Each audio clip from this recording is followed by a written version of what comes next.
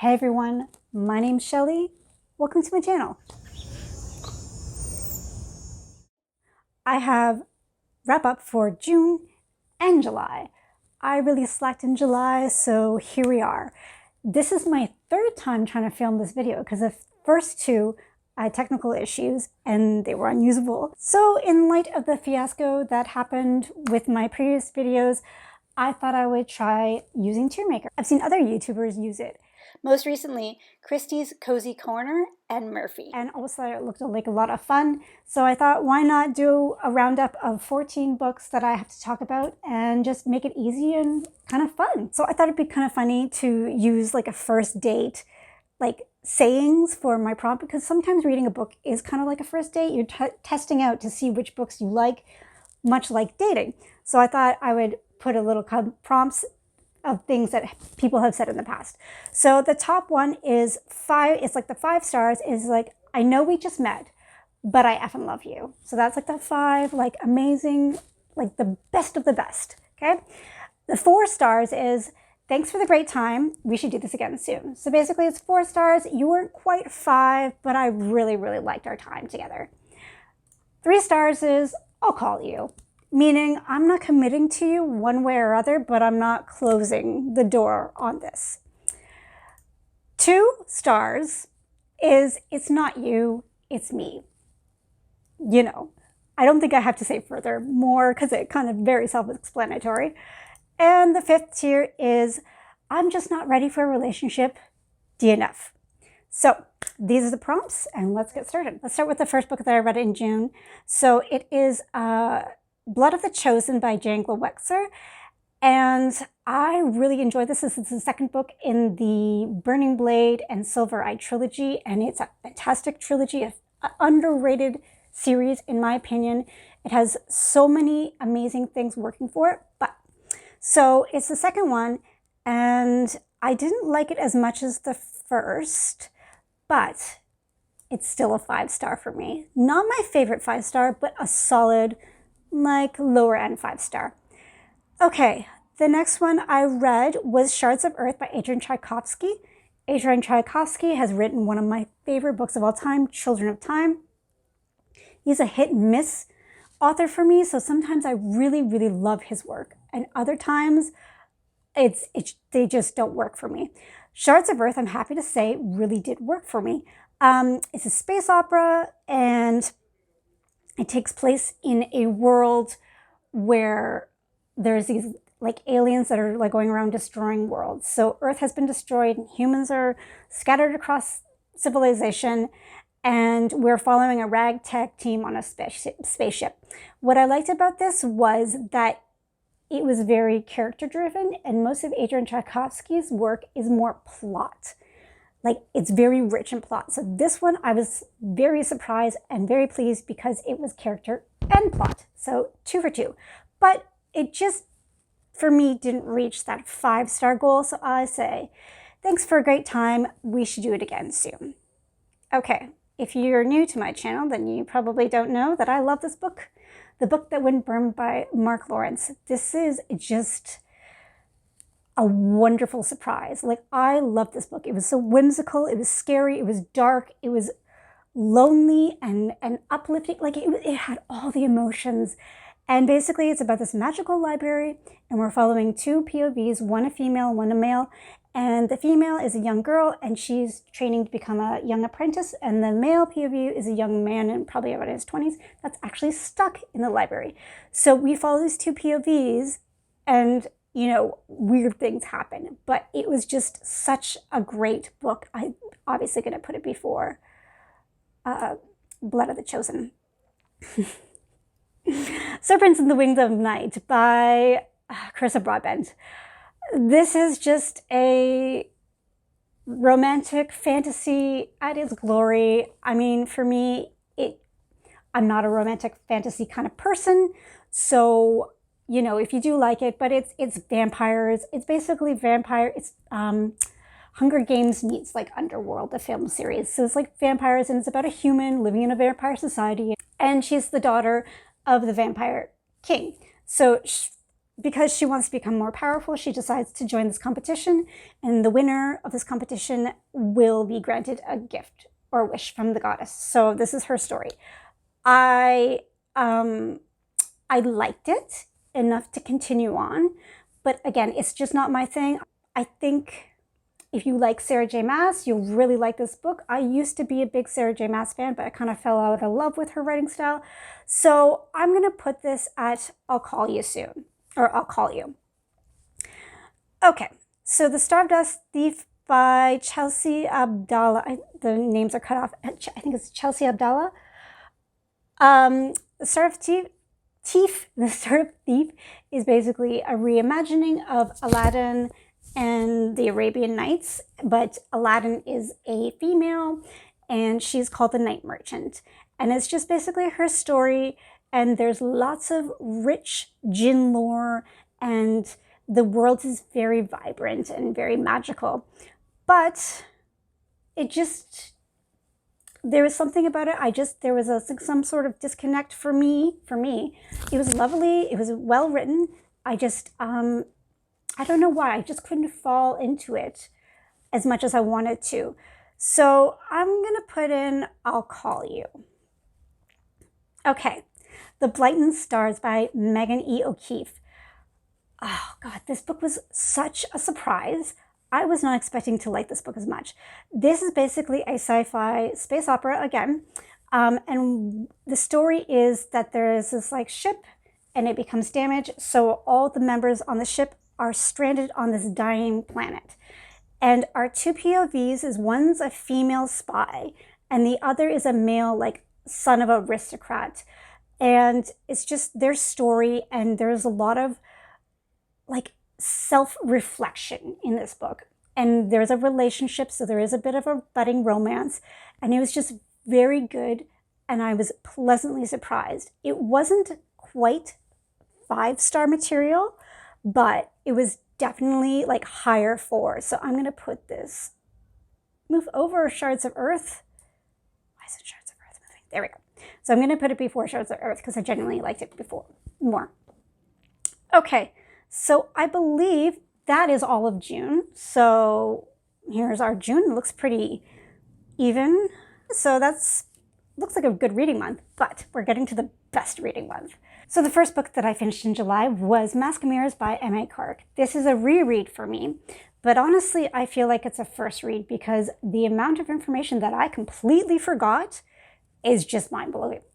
I remembered the general plot, but all of the nitty-gritty details, all of the things that even happened in the book, I didn't remember. So I'm kind of counting it as a first read, basically. And it was so good. The first time around, I only gave it 3.5 stars, and I'm beginning to think that I wasn't really paying attention to the audiobook when I was listening to it the first time, which would probably explain why I didn't remember very much. But this time I did an audiobook and I read the physical read. So because of the immersion read, I enjoyed it so much more. And it was just so magical. I hate saying that. It was so magical. It was whimsical. I loved the tarot card based magic. Basically, it's about this woman who's an orphan, or a young woman who's an orphan, and her adopted sister that infiltrate this aristocratic family, and basically she poses as a long lost relative. And she's doing this so she can basically swindle them out of their money. But, things happen, and she actually starts to like this family. And then also the twist is the family's broke, so there's nothing to swindle them out of. It's just an incredibly rich story, and I'm really, really excited to continue on with Liars Not. So I'm going to obviously it's a 5-star. I'm going to put it just after The Book That Wouldn't Burn, because The Book That Wouldn't Burn really took me by surprise. Okay, so the next book that I finished is Never Die by Rob J. Hayes. This is a sub-pub book, part of the Mortal Techniques trilogy, and they're all They're all self-contained books, but they're kind of connected in the same world. So this is the first one, and it's about a boy that basically brings all these heroes back from the dead to help him reach his goal. And it was a really good book. It started off really well, and I loved it so much. But then somehow towards the end, it kind of teetered off. It teetered off, and it just lost the je ne sais quoi. So for me, it quite wasn't as good as I thought it was, but I'm definitely excited to continue on with the series with Pawn's Gambit. So I think I'm gonna put thanks for the great time. We should do this again. The next one is Awakens by Elise Kova. This is a YA fantasy, basically inspired by Avatar: The Last Airbender. Like, the storyline, the plot line is very similar. It's all about elemental magic. And of course, the airbenders, I can't actually remember what they're called, windwalkers or whatever, I can't remember, are like extinct, just like an airbender. But in this one, we follow a another librarian, and she discovers that she has the ability of a windwalker. I can't remember the term, but something like that. And then she somehow gets involved with the prince, the crowned prince, and there's a lot of angsty romance. YA books are not in my wheelhouse. I've outgrown them. I'm just at the point in my life where they're just... So for me, already it wasn't going to be a 5-star just because of that, but I rather enjoyed it. So I put it in I'll Call You. The Emperor of Ruin by Jangla Wexler is the third and final book in the Burning Blade and Silver Eye trilogy, and it was so good. I can't say anything about it, but I was very, very satisfied with this ending. So I'm probably going to put it right before Blood of the Chosen. Okay.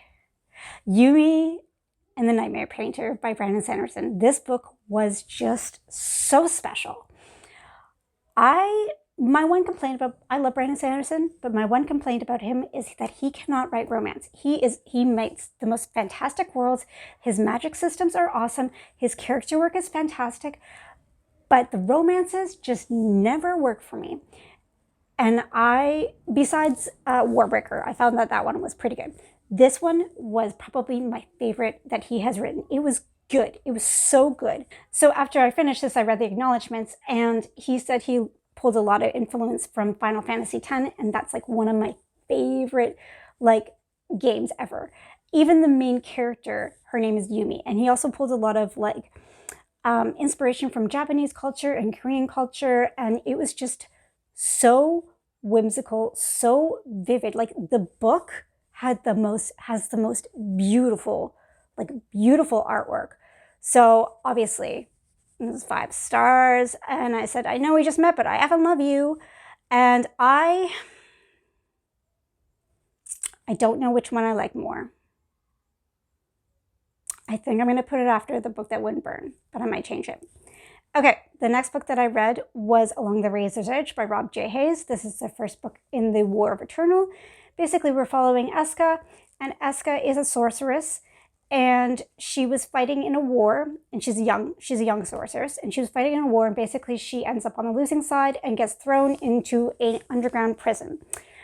And it's just her life story. She's telling it from first person narrative, telling her story, and she's telling her story about how her and her best friend are navigating this horrible, brutal prison and the things that happen to them.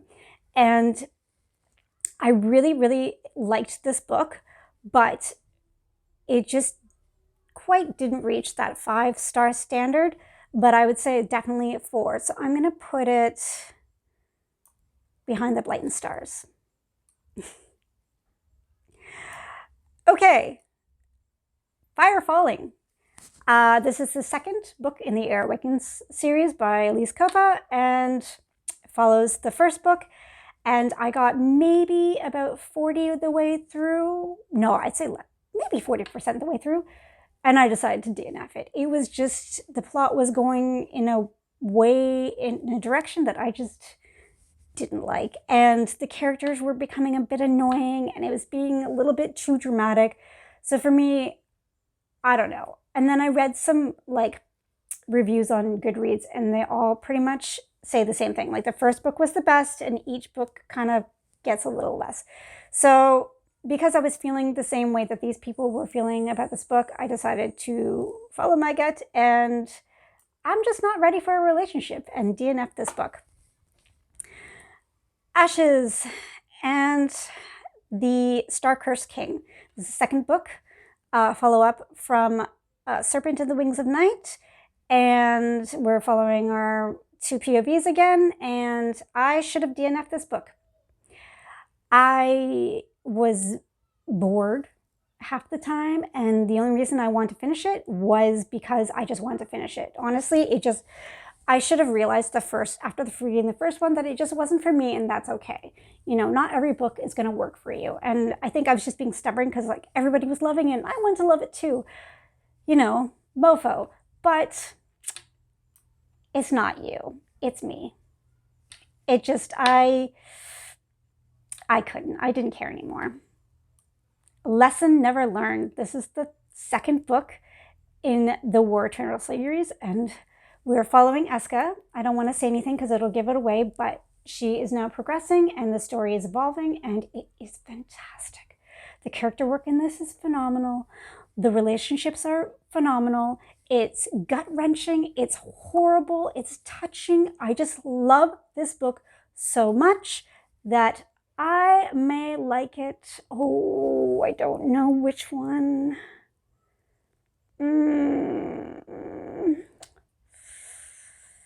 Hard decisions. Okay. Yeah. Okay, yeah. Okay, so overall, it was a pretty good reading experience the last 2 months. We only had one DNF. So after recording this, I realized that I missed 2 DNFs. The first DNF I want to talk about is The Endless War by Daniel L. Jensen. It's the 4th book in the Bridge Kingdom series. And although I love the first 2 Bridge Kingdom books, I wasn't a fan of the second duology, and I just wasn't loving it, so I decided to put it down. The second book I DNF'd was Stardust Crown. It was actually quite a good book, but I just wasn't in the mood for that kind of epic fantasy at the moment, so it's a soft DNF. 5 stars. So who can complain about that? So that's my June and July wrap-up. If you've stuck around for this long, thank you so much for watching, and like and subscribe if you want to, but don't feel pressured. And if not, I hope you have a lovely day. Bye.